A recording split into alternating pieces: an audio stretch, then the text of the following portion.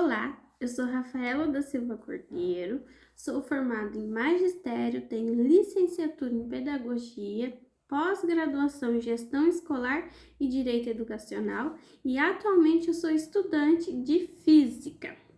Mas hoje eu vim aqui apresentar um plano de ação do pedagogo contemplando 3 temas, que são a observação na sala de aula, a frequência escolar e a aprendizagem. Eu vou pontuar cada um brevemente nesse vídeo. Espero que vocês compreendam e que entendam a ideia que eu quero passar para vocês. Inicialmente, eu vou começar falando sobre a observação na sala de aula. O que é uma observação na sala de aula? É um momento em que eu, enquanto pedagogo, acompanho uma aula do professor. Mas não é só chegar na sala de aula e começar a observar. Não, eu primeiro, previamente, combino com o meu professor, combino com ele o dia, o horário, a turma que eu vou observar. E quando de fato for acontecer essa observação, na sala eu evito interromper a aula, eu evito, assim, modificar a aula do professor ao máximo possível. Por quê? Porque eu quero observar como funciona no seu dia a dia. Então, eu chego, me apresento para os alunos, porque é importante que eles também saibam o que eu estou fazendo ali. Mas, durante a observação, eu não interajo, eu não interrompo em momento algum. Também é importante deixar combinado com o professor que após essa observação, faremos um feedback, teremos uma devolutiva. No meu entender, é muito importante que essa observação na sala de aula esteja posteriormente uma reunião com os alunos, somente com os alunos. Por quê? Do mesmo modo que é muito importante combinar com o professor para depois observar a aula, é muito importante conversar com os meus alunos e entender o ponto de vista deles a respeito do professor, a respeito da aula do professor. E isso, tendo realizado a observação, tendo feito essa reunião com os alunos, eu farei um feedback com o professor, porque assim eu vou ter observado a aula, eu vou ter a opinião dos meus alunos e eu vou conseguir com ele fazer essa devolutiva, trocar essas ideias.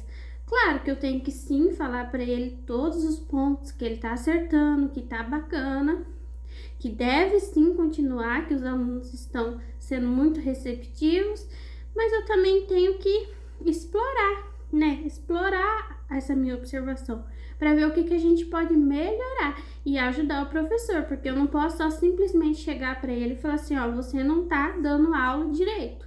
E pronto, não dá ideias, não dá métodos ou não dá suporte para ele. Então, depois dessa observação, o meu intuito é finalizar ajudando o professor. Depois que eu também fizer esse feedback com o professor, conversar só eu e ele, né? Porque durante a aula não vai ser possível ter essa troca de ideias. Eu farei uma nova reunião, assim que possível, somente com os alunos, para ver, né, passados algumas semanas, para ver como é que tá sendo, se melhorou e dar uma devolutiva com eles também, porque é muito importante respeitá-los, assim como eu respeito a figura do professor. Agora, mudando de tema, vamos falar sobre a frequência escolar. O que é a frequência escolar? São as faltas e presenças dos alunos. Como eu, pedagogo, consigo ver? Eu consigo ver através do RCO, do SER e acompanhar essas faltas. Mas o que eu vou fazer para que essa frequência escolar aconteça? Quais são as minhas medidas? Inicialmente, a gente tem que o quê? A gente tem que descobrir quais são os alunos que estão faltando. E a gente tem meios de descobrir. Depois de descobrir o porquê que os alunos estão faltando, é muito importante buscar solucionar, buscar saber o motivo. Eu acho que a falta do aluno, na minha visão, não é algo que eu devo tratar coletivamente, que eu devo cuidar de um problema assim, que uma solução vai servir para todos os alunos. Não, eu acho que é um problema individual e que deve ser olhado de uma forma individual. Então, Primeiramente, eu vou buscar conversar com esse aluno, buscar ligar, ir até ele e descobrir o motivo das suas faltas. Por seguinte, eu vou conversar com a família, porque é muito importante nesse processo de frequência escolar a família estar ciente. Por quê? Porque muitas vezes esse aluno pode estar saindo de casa, dizendo aos pais que está indo para a escola, mas não está chegando à escola. Ou também está acontecendo algum problema em casa que esse aluno não está indo para a escola. Então, a família também é muito importante nesse processo. Depois de comunicado o aluno, a família, ainda não conseguir saber o motivo real, o que eu posso fazer? Conversar com os amigos mais próximos desse meu aluno. Por quê? O aluno, ele pode omitir. A família também pode omitir para mim o motivo real. Mas os amigos podem com mais assim segurança falar o motivo, porque eles podem saber o que está acontecendo e podem falar pra gente. Então a gente tem que buscar conhecer o real motivo dessa falta do aluno. E depois disso a gente tem que esgotar os nossos recursos para trazer esse aluno de volta. A gente tem que saber, esse aluno não está vindo porque ele está trabalhando?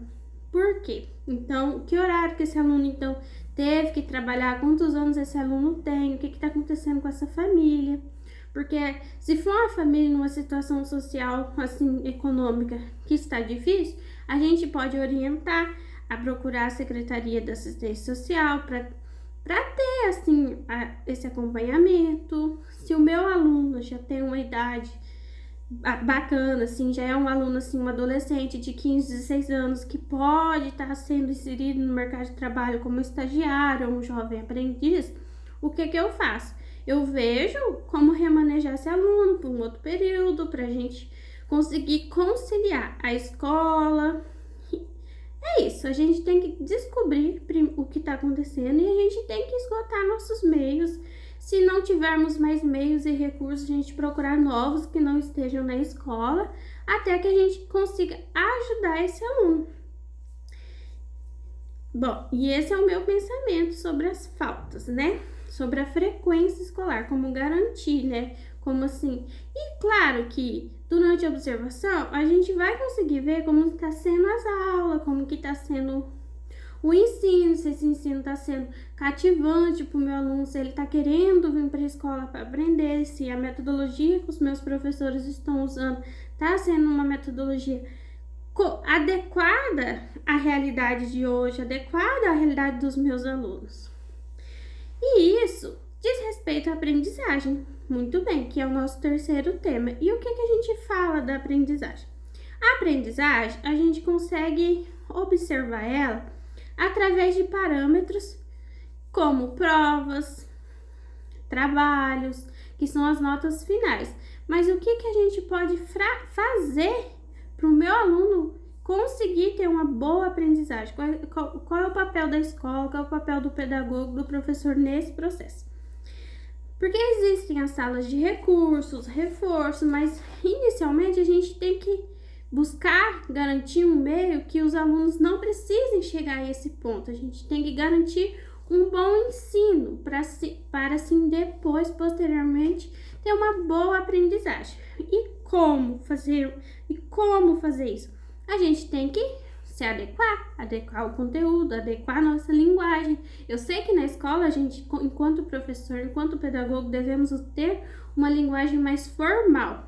Mas e se eu conseguir, através de uma linguagem mais assim, igual a dos meus alunos, igual a da realidade deles? Eu não preciso falar palavrão, eu não preciso ser grosseira, mas eu posso assim ter uma linguagem facilitada que permita que o aluno compreenda aquilo que eu estou tentando falar para ele. E claro, adequar o conteúdo. Eu quero ensinar o que eu quero ensinar, mas eu tenho que me adequar aplicativos, adequar a sites, adequar a realidade ao que o aluno está vivenciando agora. E isso também diz respeito às novas tecnologias. Enquanto pedagogo, eu tenho que orientar os meus professores nesse processo. Eu tenho que orientá-los, porque, claro que a gente sabe que tem professores que têm mais facilidade, que estão mais adequados, estão acompanhando as novas tecnologias.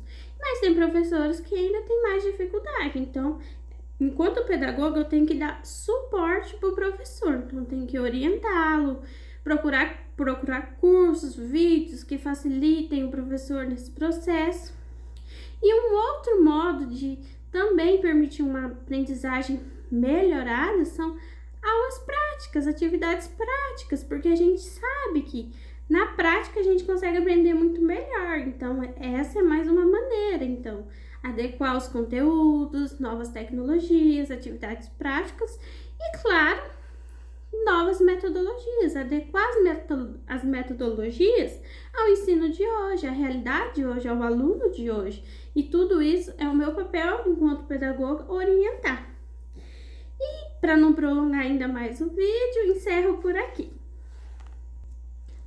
E só mais uma coisinha sobre a aprendizagem, que eu disse adequação de conteúdos, novas metodologias, novas tecnologias, atividades práticas, atividades em grupo, atividades em pares, porque às vezes eu, enquanto professora, não consigo passar o conteúdo de uma forma que o aluno entenda, mas às vezes o colega dele, o amigo dele entende e consegue passar de uma maneira mais fácil, mais simples, e ele entende. Eu já fui aluna e eu sei que isso ajuda muito, facilita muito, então é mais uma maneira de ajudar na aprendizagem. E agora sim, encerro o meu vídeo, agradeço quem viu, agradeço a todos e até breve!